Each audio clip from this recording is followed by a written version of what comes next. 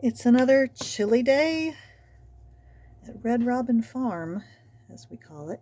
Now, this is some fabric that a friend gave me, and they are roughly cut into squares that are about 10 by 12 inches. So really good size and very lightweight. They feel like old soft bed sheets, honestly. Um, and she gave them to me because she didn't know what she wanted to do with them. And I saw Kate Jackson do something on her channel. She made something she calls, I think it's half square, triangle, something like that. And this is the brighter side of this fabric. This one doesn't even seem to have a brighter or a right or wrong side. So I'm cutting these to fairly precise 10 by 10s squares. And then I'm going to do what Kate did. And I'm going to sew all the way around the edge. Oh, the other thing I wanted to mention is that my husband is getting me a microphone for my YouTube channel to use, a little lapel mic. So from now on, it'll be easier for you to hear me. Won't that be nice?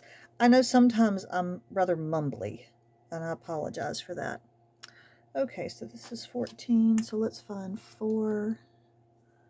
Oh, good, I'm still on the camera. I'm not as quick at this cutting stuff as real quilters are. So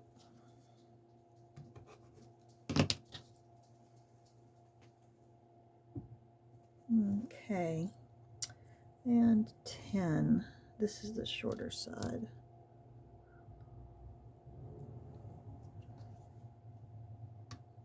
Yeah, you can still see that.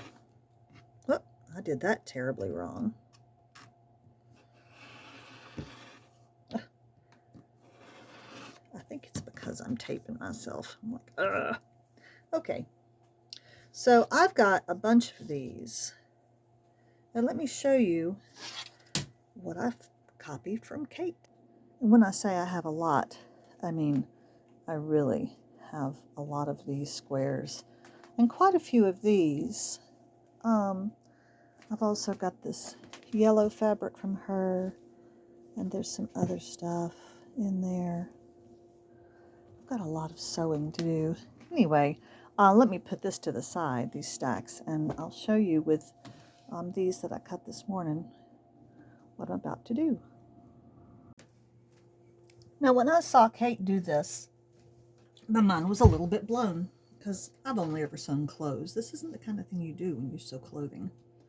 The right sides are together. I'm going to do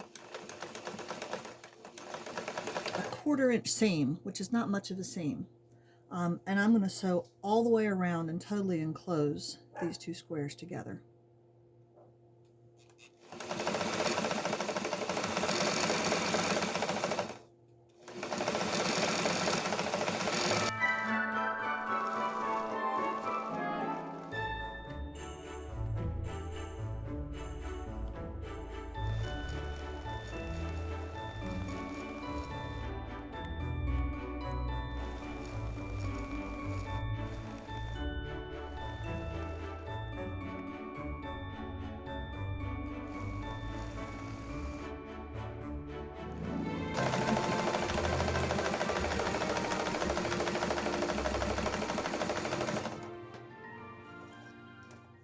Okay, doesn't that seem somewhat counterintuitive to those of us who sew? Let's go see what I'm going to do with it now.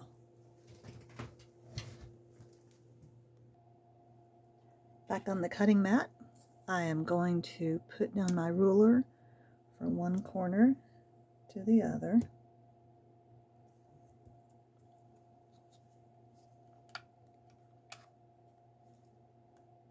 Cut all the way across.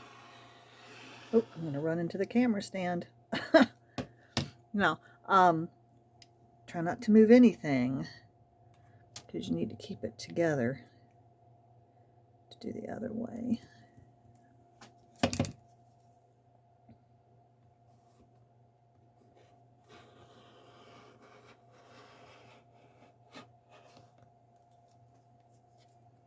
Let me get this, and I'll move you just a hair. There. All right, now these are still good size, but look at what I have. This is called a half square triangle. I think that's what they call it. Still pretty big if I measure. That is a 1, 2, 3, 4, 5, 6, 6.5 inch. I'm going to have to cut these little tails off here. Wasn't sure if these two fabrics would go together because they're both a little busy, but they actually do, because one is very angular and one is very floral, and I think they're a decent contrast. Now, so every time I do that, I get 4 of these, which is lovely. And I did a few yesterday. Now I need to press them and snip those little tails off. Here on this, I'm going to cut those off even. And you can do all kinds of things design-wise with this. Here's my other little stack from yesterday. And you can just arrange them in so many different ways. I really like the pinwheel, which was one that Kate and Anna did, and I may give that a try and see if they stand out enough. Okay, so, but I'm going to do a whole lot more of these first, and then I'll get back to you on the next stage of this sewing project. I promise I'm not going to be sewing forever. In January, I'm going to get back to spinning and knitting my homespun.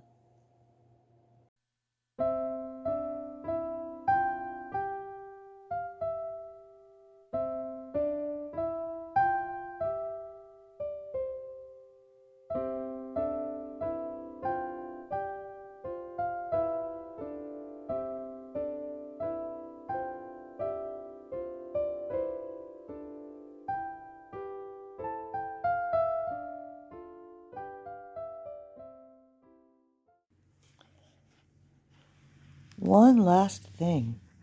I'm sitting here Christmas morning looking at a book that I got for Christmas on the advice of one of my viewers out there. Thank you so much for this suggestion.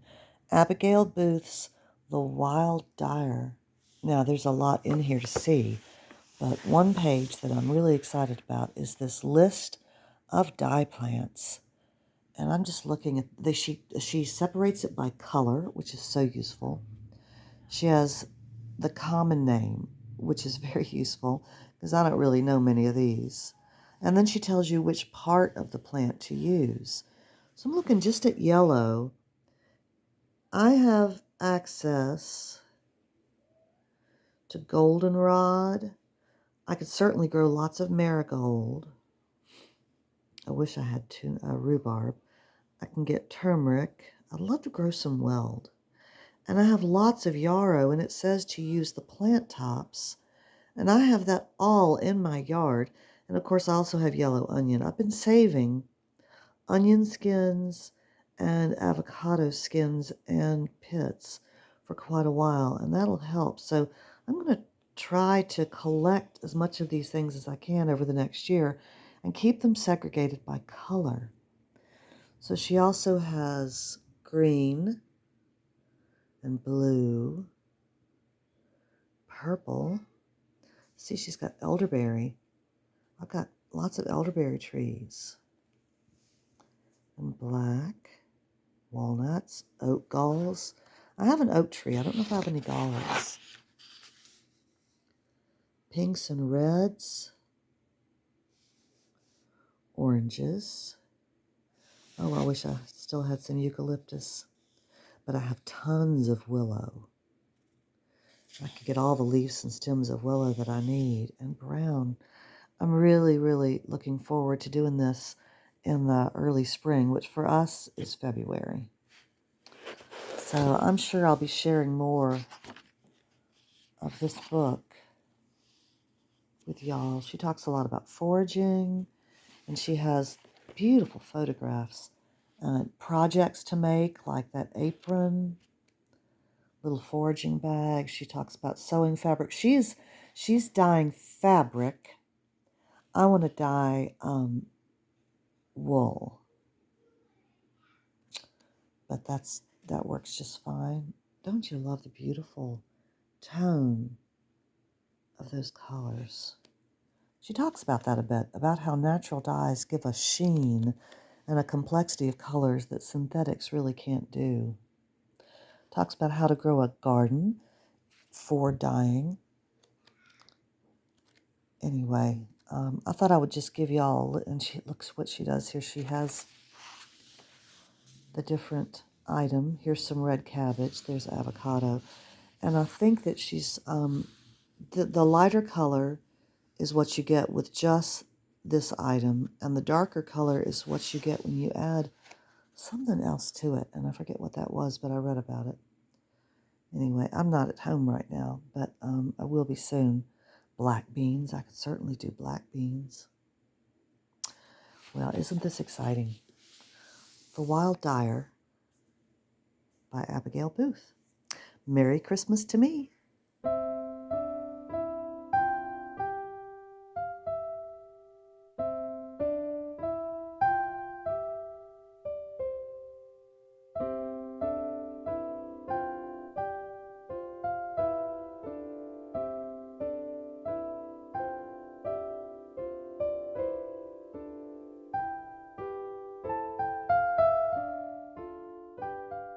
Hey, everybody. Well, if I sound a little like a bass and less like a soprano, it's because I've got a sore throat and congestion. I don't really feel that bad, but I've got a little something going on. We are traveling for a few days. We're going to see, we're seeing grandchildren and children and celebrating Christmas. And I think I may go ahead and just post this video as it is for you this week, and continue more with that half square triangle quilting when I get back home. But I wanted to say Merry Christmas to everyone. Happy Christmas, if that's what you say where you are. And all those other happy holidays, season's greetings, happy Hanukkah, Kwanzaa, all of that. Whoever you are, wherever you are, I hope the season is beautiful for you and that you're spending it with those that you love. So I will see you next time for more crafting in the studio after I'm back from these little travels. Thanks. Bye-bye.